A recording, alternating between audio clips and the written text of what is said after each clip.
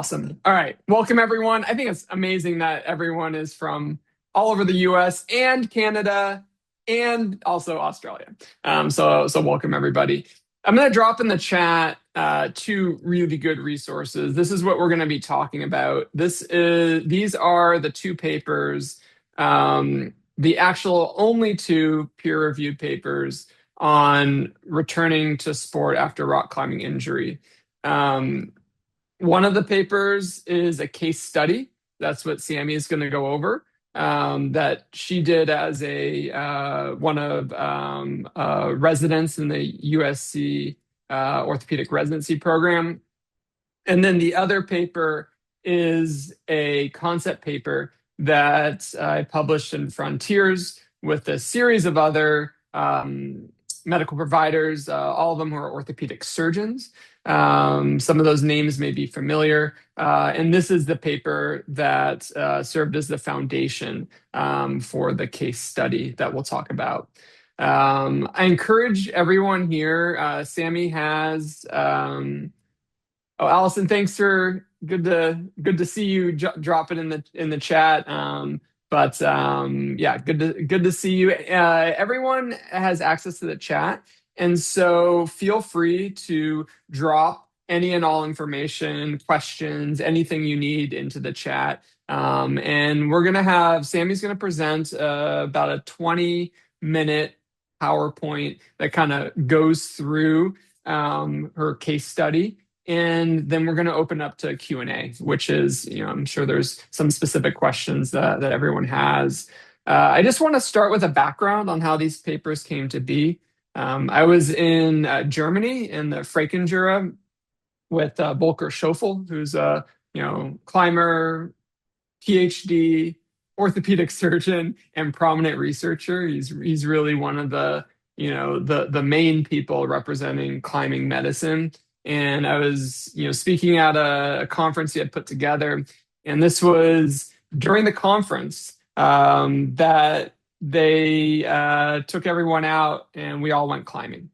And climbing Frankenjura was actually for me quite hard and quite steep, and I was pretty thrashed. And I remember walking back to the car, and Chris Luter, who's used to be one of his fellows, and he's a researcher as well and a climber, we started talking. And he operates on a lot of climbers and athletes with ACL injuries. And walking back from the crag to the car, we just kind of came up with the idea, you know what? There's no literature out on this at all. And climbers don't even know how to return back, after this injury. We should put something together. So we got together a bunch of orthopedic surgeons. Most of them are in Europe. And then myself as the physical therapist who was representing the paper. And we had a lot of discussions back and forth and about what's appropriate, what's not appropriate. I took this paper in the preliminary form up to Squamish at the Canadian Climbing Medical Symposium. And I presented it. And I said, all right, listen, it's not great, it was good. It's not good, or no, it's good, it's not great. I would like to make it great. On the break, if anyone has some input, let me know. I had about 10, 15 people come up, give really good information. We went back and forth, and it developed into the protocol that it is now. Obviously, it is a protocol. It is milestone-based, but it's worked quite well in my clinical practice, worked well with our case study, and I'm interested to hear what all of you have to say about it as well. But without further ado, I'll have Sammi present her case study that was based on the protocol that we developed. And Sammi, just kind of tell a little bit about yourself and then how we connected. Okay, cool. So my name is Sammi. I was in Santa Barbara when we sent out the bios, but now I've moved to Ventura, just one county down. And I work with climbers in two local gyms in our area. And like Jared said, when I had done this, I was with a clinic with USC in LA, and it did not have any climbing, like even like hangboards or any space really, and I was able to use this protocol. So really whatever clinic you're in, like it doesn't have to be a super special fancy one. And yeah, I worked with her probably for like 9 months until I left and finished residency, and then someone kind of followed up with her maybe like a few more times after that. But I'm still in contact with her just to keep tabs, and she was super excited to be a part of this. So yeah, we're gonna kind of go over her case today. Starting with current literature or the lack thereof for climbing, like we mentioned, there's a lot of field and court sports like basketball and soccer in the papers, and not so much about climbing specific in the context of ACLRs or ACL reconstructions. And so, like a lot of you guys probably know that the current literature recommends time and criterion based protocols. And so that's what this one involves as well, right? Like you have the timeline that you can't shoot past, but then also like the milestones and not just running, cutting, jumping, right? Like on land things, but we'll also have some, including like falling and things that happen in climbing. So I like this picture just to demonstrate a few of the movements that climbers do and like positions they get themselves into. This came from a study that looked at the mechanisms of knee injuries, and all of the ACL injuries that they saw came from falling. So that would be D, right? So you've got like high steps, drop knees, heel hooks, dynamic landings, and really they're coming from dynamic landings, but also recognizing they could be coming from some other injury, and this person just happens to climb and wants to like get back to climbing. And interestingly, there's not like it is very relevant to talk about ACLs and climbers because it is a higher risk, actually, being in a sport where you have to have high impact rotational landings, kind of similar with like gymnastics. Um, that is actually been shown to be a higher risk than like collision sports like football or contact sports like soccer or basketball. All right. Oh, and then last little just note about psychological considerations, especially if the injury did happen in climbing, it can be pretty scary to get back to it. So this is something we're not just going to be aware of, but we're going to measure with outcome measures. So let's get into our case. This is my patient, kind of a unique one because she was a bit older. She was 50 and she was just starting to climb. So she had only an experience of about 6 months, and she was, if you had to rate her, like maybe a 5'11 or V4 boulder. And she did mainly like to boulder. And that was how this injury occurred. She ruptured her ACL after falling kind of awkwardly, and it was reconstructed via Achilles tendon allograft. So here is what her timeline looked like. She came to me 3 weeks after injury for the PT evaluation, and she was kind of thinking that she wouldn't go ahead with the surgery. She was actually looking really good, just doing her daily life. She got her this MVIC is a maximal voluntary isometric contraction limb symmetry index. So if we're looking like side to side, we'll talk more about how we measured this, but she was getting, back up to towards 100% 10 weeks after injury, but then she just wasn't really happy with the instability. Just certain times she didn't really feel good with the knee, and she was a little bit nervous to get back to climbing if she didn't feel good with it just in like daily life.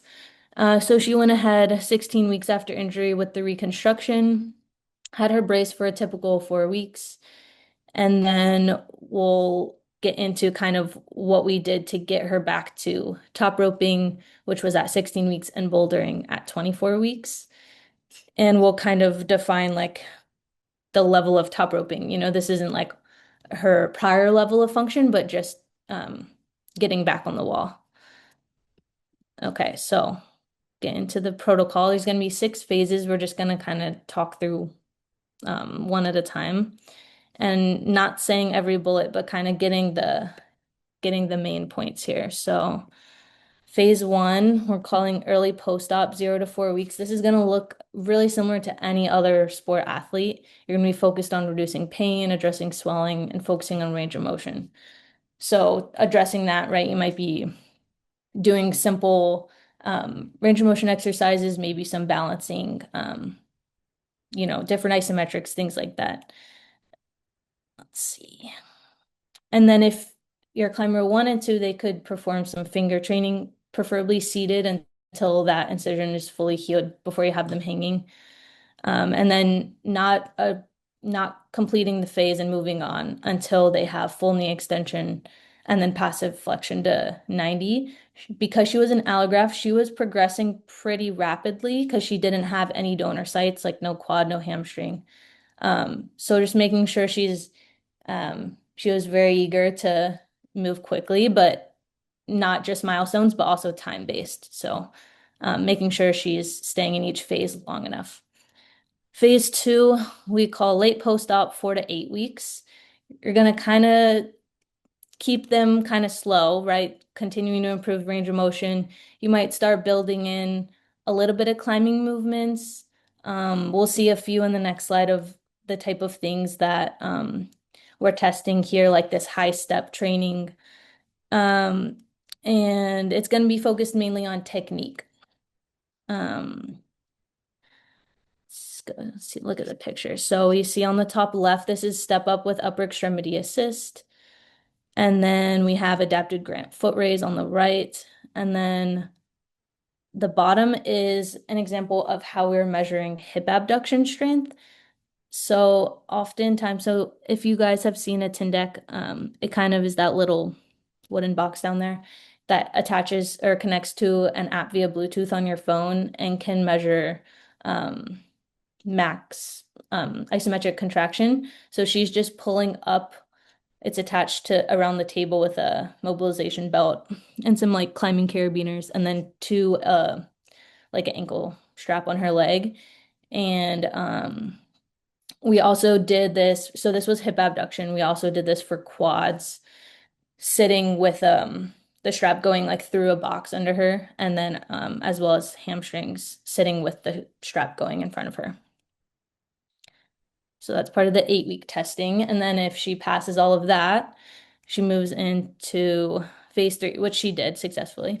So here we have early strengthening. This is where you're actually starting to add load, increasing load slowly. And then you're also going to see that your first time, it can be your first time on the wall.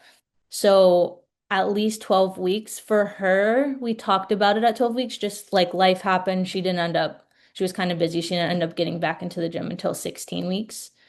But she was cleared to because she had passed all of these at 80%. So we're looking at, again, knee extensor, quad, hamstring, and then hip abductor strength.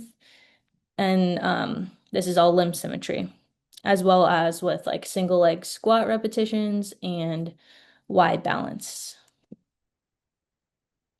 Late strengthening, we're moving along 16 to 24 weeks. She did not do this, but you could encourage some traversing, so like lateral climbing movement. Again, like no falls. So this is the first phase where you're going to start to have them practice landing in plyometrics, but not full falling from 10 feet. So lateral movements at like 1 foot above the ground was an option for her. Again, she said with like how crowded her gym is and it wasn't really set for that, like that wasn't really feasible for her. But the top roping, so the last phase was 3 grades below, this one is 2 grades below. So just kind of doing, climbing where you're on a top rope, but you're not really gonna have any falls anyway. And then this is that psychological readiness, the ACL RSI, that this is where you start to look at that with things like their confidence, their fear for their injury, that do play a role in their performance and injury risk. And then we see this for the first time, drop hang score. So all these others we're kind of familiar with, right? Like single leg press, the dynamometer testing we already talked about. Hop testing people are pretty familiar with, but drop hang testing is kind of a new one. So we had her pulling up on the pull-up bar. This was kind of the only equipment. We were kind of limited by like how high we could go, but this was a pretty good height for her. This was like 2 feet off the ground. If she pulled fully up and then let go, And then we're kind of seeing, first of all, like how she falls is, 1 foot taking more of the weight. Are her knees flexed to 90? Is she kind of cushioning the landing, rolling backwards, keeping her arms tucked in? Ideally, she should have had her arms in right here at this point, but um, I guess more worried about the knee, and she did really well there. And then moving along, two more phases, and they're getting more exciting, right? She can do more things. So 24 to 36 weeks, she's just going to continue working on the landing mechanics, um, and getting more into climbing specific movements rather than maybe really easy climbs. Like she might start challenging herself. But bouldering here, you're gonna want to like have them not have unexpected falls, but purposeful falls. So climbing easy routes where they're in control of that, and then saying, okay, you're gonna go up just 2 feet above the ground, or maybe climbing the full route, but climbing down to 2 feet above the ground before you jump off, and then 3 feet, and then 4 feet. And that's not only to prevent, obviously, any re-tear, but also part of the rehabilitation to introduce slowly that landing. Um, and then there's a note on here. Let's see. Oh yeah, we're redoing the ACL RSI. That's that psychology measure, as well as now basically checking in on all limb symmetry of everything. Hop testing, leg press, dynamometry, um, and yeah, like going through with them like different climbing specific maneuvers and making sure that everything looks and feels good. Phase. So let's see. So basically just not having these uncontrolled falls from height, but doing all the other things now at this point.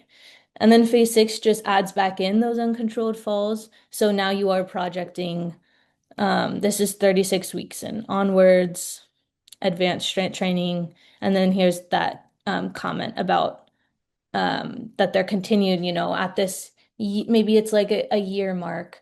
It's not over yet, like keep strength training and doing, your rehab up to 3 years just to reduce any further risk of injury. Okay. So here is her progress based on her self-report measures. So we have the self-report as well as the objective measures that we had just previously talked about. So for self-report, she's answering these things. So LEFS is one people are pretty familiar with, just generic lower extremity function. You can see kind of 53 up to 80 by the end. Um, and then patient-specific functional scale, those were three things she reported. I think it was biking, steps, and like running. And that increased up close to 10. And then that last one, that psychological readiness, had her redo it at a year because it just wasn't exactly where you would hope for it to be. And with the like having a few extra months of climbing under her belt, it definitely got better. And she was demonstrating she was more confident. Let's see. Okay, and then we already talked about, we saw a picture of adapted Grant foot raise, looking at limb symmetry with that. That was how high you could lift go into hip flexion and knee flexion, and wasn't retested because she was pretty symmetrical. Single leg sit to stand, retested a few times until it got up to 100. That's looking at how many she's doing in 30 seconds, from like a 60-degree knee bend. Wide balance, these two directions are what the protocol called for. And again, she was at 100%, so didn't have to retest them. Same with hop testing and drop hang testing. So she did really good with all of those. Okay, so wrapping up, just this is just kind of recap of that whole protocol. So putting it into terms of what you can do with climbing. So that like 12 to 16 weeks or 3 to 4 months, top roping and traversing, it's like no falls and no jumping down from the wall. But then 6 months bouldering under ability where there's very low risk of unexpected falls, and then slowly increasing that height of jumping off the wall. 12 months near full return, projecting up to 3 meters. 1 to 3 years, just continuing progressing, strengthening, building back up to 100%. Cool. So here we can move into, I don't know if Jared has specific questions or, hold on, unmute yourself, Jared. Rookie mistake. All Uh, right, you can unshare the full screen, and yeah. I'm going to go over a couple things. I mean, I think first of all, nice job on that, Sammy, and especially nice job on the research. It's a lot of work to follow an athlete through 3 months, 6 months, 9 months, a year, right? And so it's good that we have this in a single case study. We're actually thinking about putting this together into a case series. It just got way too complicated and the volume's too low to do multiple clinical sites. But if anyone is interested in that, feel free to use the paper and put some research together.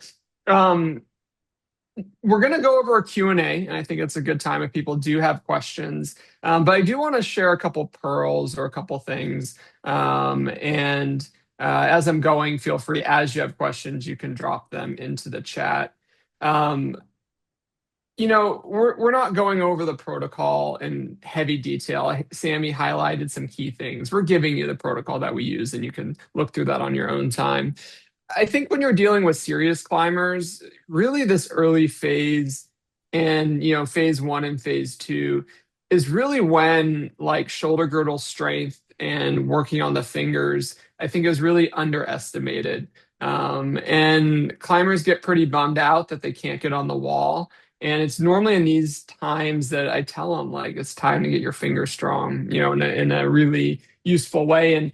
And why that's helpful is by the time at 12 weeks, when they're starting to top rope and then they're starting to climb harder and harder, you want them to have strong fingers, or else they're going to try things that are outside of their capacity. So that's kind of a key pearl. Another thing is as close to climbing specific as you can get. What we tried to do in the paper was show a climbing movement, for example, a heel hook. And then your basic PT exercises are like B, C, D, E, maybe F and G, right? But when you think about a heel hook, H and I look kind of like a heel hook, but not really. What I would say is when you start going to like, I didn't put this in the article, but J and K, you are rotating the hip into external rotation. You are changing the different angles and you're trying to simulate in these later stages how things look like in sport. You could tell a lot of these components, for example, like you need to do a high step in climbing. For top roping, you definitely need to pass this high step and pull test. That's why we use a TRX strap, because you can use your upper body to unload and take pressure off of your limbs when you climb. But you also need to be able to use your legs on their own. And so that's why in this later stage, we not only had a upper extremity assisted test, we did have some criteria that the climber needs to alternate going upstairs with their limb. So they could do something just with their legs only and also with their legs and their arms. So a couple functional tests, and now we get to like return to sport. One of the biggest challenges was figuring out how to return a climber back safely. And this is still a challenge to bouldering and falling when bouldering.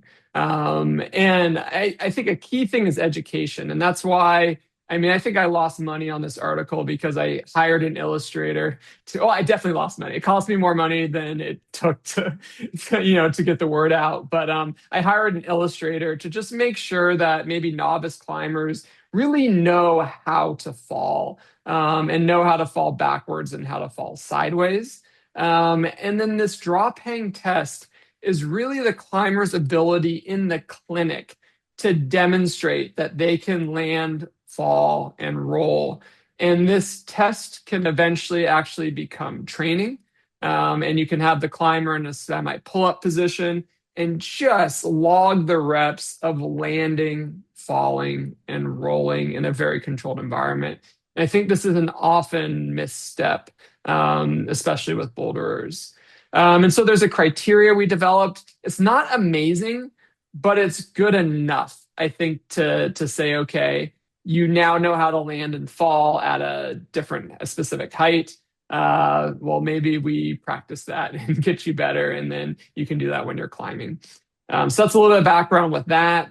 And then the lead test, we did integrate lead climbing into um, returning to climb, and it's actually quite basic.